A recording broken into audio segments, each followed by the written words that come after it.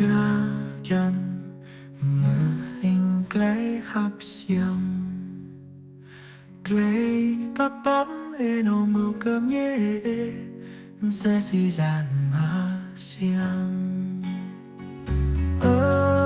nhé để nàng để đi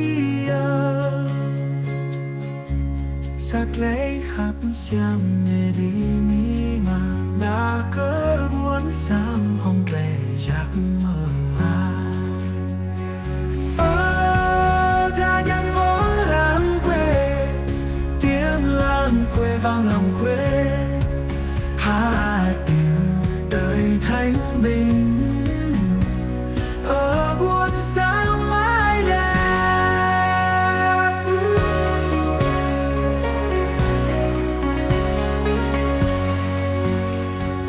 Khi hoàng hôn nghiêng nắng vàng bóng người gầy trong chiều rơi